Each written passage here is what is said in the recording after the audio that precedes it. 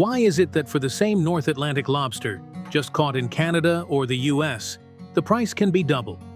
Why are there restaurants that only accept US lobster, and conversely, supermarkets that only import Canadian lobster? The US is reducing the number of traps, while Canada is increasing licenses, which is truly the sustainable model.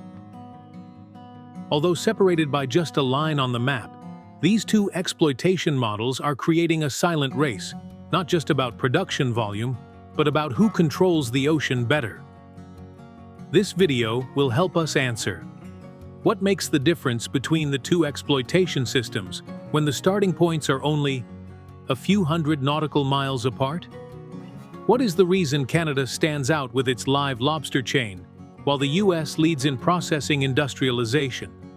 And specifically, clarifying the difference in how both countries define efficiency and sustainability. By the end, you might realize, a familiar dish can hide an entire national strategy. Don't miss it, because this could change the way you look at food and the ocean behind it. The North Atlantic lobster, Homarus americanus, lives along the coast from the state of Maine, USA, to Canadian coastal provinces like Nova Scotia, New Brunswick, and Newfoundland. They don't care about national borders, but humans do. What's noteworthy is the same species, the same cold current, yet these two neighboring countries have chosen completely different ways to manage harvesting. In Canada, the lobster fishing system is clearly divided by LFA, Lobster Fishing Area, totaling over 40 areas stretching along the coast. Each area has its own season, a specific number of licensed fishermen, and is only allowed to operate within a limited period each year. Meanwhile, in the US, particularly in the state of Maine, most lobster is harvested from a single fishing ground, but can be caught almost year-round, limited only by weather conditions or biological events. The fishing system here leans towards a continuous harvesting model, accompanied by efforts to monitor and gradually tighten the scale. Right from the harvesting stage, the two countries have chosen completely different paths. Canada has built a model based on the natural biological cycle, seasonal fishing, and mandatory rest periods according to a fixed cycle. They view the ocean as an ecosystem that needs to recover, not just a place for exploitation. This means Canada's production doesn't increase rapidly, but it is stable and long-term. The US, on the other hand, opts for continuous operation, year-round fishing but flexibly adjusted with data technology and area limits. Instead of completely resting, they optimize through close monitoring and real-time control. Additionally, they have begun reducing the number of traps as a soft biological regulation measure. One side chooses rest for regeneration. The other side chooses maintenance through precise control. And that creates a big difference, not just in production volume, but also in branding, stability, and how the world views each side. To understand better, let's delve into the exploration, where the difference lies not only in the fishing time, but also in how each country controls every trap and every lobster. From the outside, a lobster trap in Maine or Nova Scotia looks almost identical. It's a cage with bait inside, lowered to the seabed. But if you look closely at how they deploy, monitor, and coordinate the entire fishing operation, you'll realize these two countries are applying two completely different mindsets. In Canada, each trap has a specific code, linked to the fisherman's license. Fishermen know how many traps they are allowed to deploy, during what time frame, and in which fishing area. Everything is planned like an underwater farming blueprint. Meanwhile, in the US, particularly in the state of Maine, the fishing system also uses traditional traps, but it is supported by tools like GPS devices, water sensors, and oceanographic data analysis. The same tool, but the method of control clearly shows two different types of management. The question is control through hard limits better than monitoring with soft data? Or vice versa? Will technology help the Americans keep up with population fluctuations faster? Canada is building a fishing model similar to a marine field with a seasonal calendar. They set traps according to a plan, not too many, not too close together, and must deploy them in areas licensed according to ecological zones. The US, on the other hand, operates like a production line, where efficiency is the top priority. Algorithms determine the optimal trap deployment locations. Smart buoys alert when there are many lobsters. Some projects even use AI to predict the times when lobsters are most abundant. What do you think if lobsters were hunted by algorithms instead of fishermen's experience? In Canada, production volume doesn't surge dramatically, but stability is very high. Each year, authorities can predict the total regional output with near accuracy, thanks to the fishing area control system and the limited number of traps. Meanwhile, the US is more flexible. Production depends on seasonal conditions, forecasting technology, and trip efficiency. Both sides optimize. But optimize for what? For Canada, it's long-term stability. For the US, it's the ability to react quickly and adapt to the market. If you were managing a large ocean region, which approach would you choose? Tighten the number of traps to ensure biological health like Canada? Or invest in sensors, real-time data for control like the US? And if you ever thought that lobster fishing was just about fishermen and a few traps, perhaps you haven't seen that. Behind every line dropped is an entire system of thinking, a national strategy. But the traps are just the starting point. The real difference lies in what happens immediately after. When the lobster is brought out of the water, each country chooses an unbelievably different path. One side keeps the lobster alive at all costs. The other steams, freezes, and packages it within just a few hours. Why is there such a clear separation? And which method preserves more value? Biological, economic, or consumer trust? After the lobster leaves the trap, its journey splits into two completely different directions, even though it's the same species, from the same ocean region. In Canada, keeping the lobster alive isn't a choice, it's a core strategy. Immediately after being caught, lobsters are placed in deep, cold seawater tanks right on the boat, where the temperature is strictly controlled to minimize stress and muscle tissue damage. Upon reaching port, they are transferred to specialized water tank systems, awaiting transport by air to China, Europe, or anywhere else that requires high-quality live lobster. There are Canadian lobsters that travel for 4 to 5 days across continents, still alive, and more importantly, still retaining their highest market value. So why does Canada invest so heavily just to keep the lobsters breathing? The answer lies in market positioning. In many high-end markets, only live lobsters are considered up to standard, where consumers are willing to pay more to see the lobster still moving before it's prepared.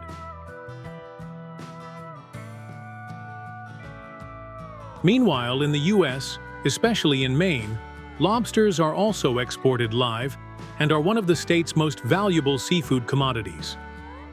The US has direct flights to South Korea, Japan, and once dominated the Chinese market before trade tensions arose. However, unlike Canada, the US chooses a strategy of product diversification right from the post-catch stage. A portion of the lobsters are kept alive for export. The majority are par-steamed, tails are cut, frozen, or packaged according to restaurant standards, creating product lines like lobster tail, meat portions, or lobster roll. This is an industrialization model, optimizing speed, standardization, serving a large market.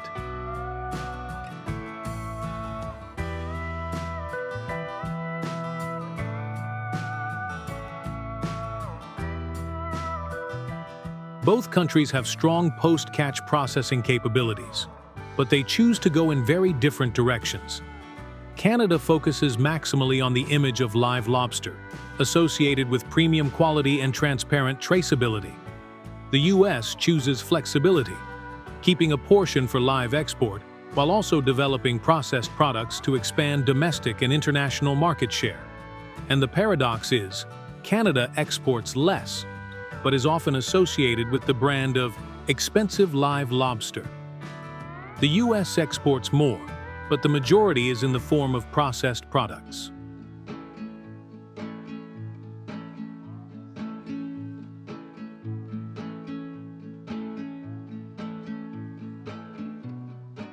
If you are a consumer, which lobster would you choose? One that just survived a transcontinental flight?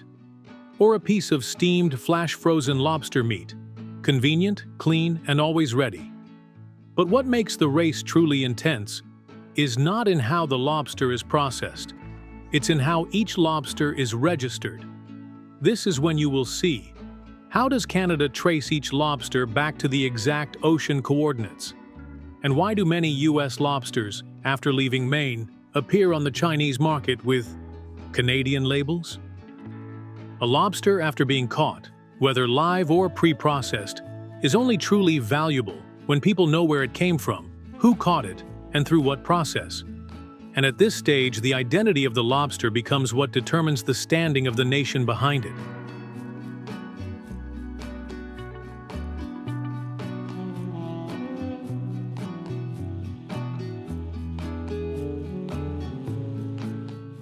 In Canada, traceability is not a marketing tool. It's a mandatory component of the harvesting system. Each batch of lobster is assigned a specific LFA code. It can be traced back to the boat name, fisherman's name, sea coordinates, and catch date. This system allows importers, and even end consumers, to know the exact journey of each lobster.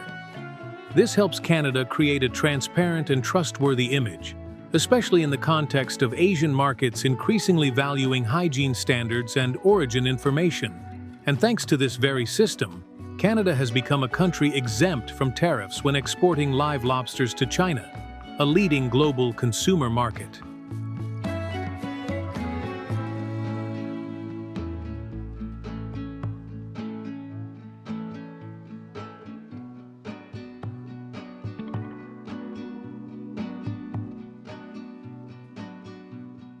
In the U.S., the system for tracing individual lobsters has traditionally not been as strict as in Canada, especially for processed shipments. But in recent years, the U.S. has started to catch up using technology, collaborating with tech companies to pilot blockchain for the lobster supply chain. Developing real-time tracking platforms, from catching to processing to distribution. Large companies in the industry are actively undergoing digital transformation of their entire processes. The goal isn't just traceability, but to prove that the quality of U.S. lobster can be verified, even after processing.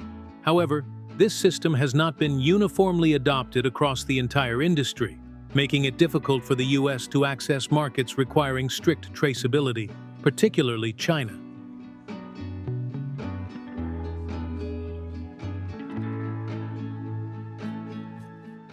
U.S. lobster doesn't lack quality, but it lacks a strong national branding system like Canada. Canada, with the backing of the federal and provincial governments, has turned lobster from Nova Scotia into a brand that can be printed on boxes, banners, and even export permits. Meanwhile, the U.S., because branding content is often at the company level, has allowed the national image to become less distinct in the eyes of consumers. The paradox here is, some lobsters caught in the U.S. are transferred to Canada, repackaged, and then exported with a Product of Canada label, especially in the Chinese market, where tariffs on Canadian lobster are extremely favorable. This is not legally incorrect, but it's enough to make it impossible for consumers to distinguish what is truly U.S. lobster.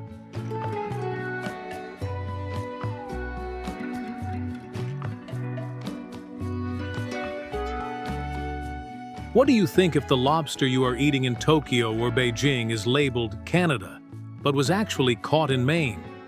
If a country can control the labeling, identification, and the story behind the product, do they need to catch more to have higher value? This isn't just about seafood. It's a lesson about branding, about storytelling, and about the right to identify in the global supply chain.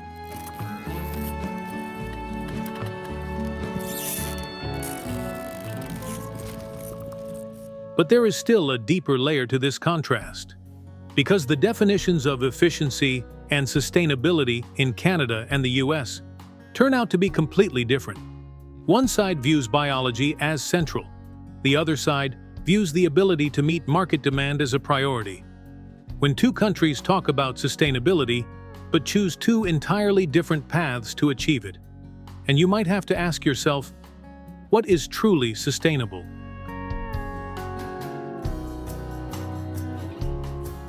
Canada chooses to slow down biological rest periods by region, limiting the number of traps, not expanding production based on market demand. They believe that, for the sea to continue to give, humans must know when to stop at the right time. Sustainability here means voluntarily pausing exploitation, allowing nature to recover, even if it means missing out on short-term profits. It's not just about protecting the lobster, but protecting the entire seabed ecosystem that lives with it.